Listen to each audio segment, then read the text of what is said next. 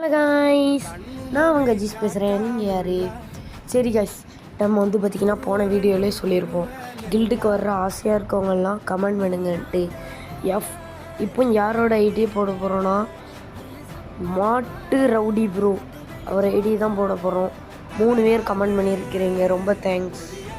சரி காய்ஸ், நம்ம ஃப்ரீ ஃபயர்க்குள்ளே வந்தாச்சு கைஸ். கில்டு பாருங்க கைஸ், நான் ரெக்வஸ்ட் கொடுக்க போகிறேன். நீங்களும் இதே மாதிரி வரணுன்னா உங்கள் யூஐடி கமெண்ட் பண்ணிடுங்க.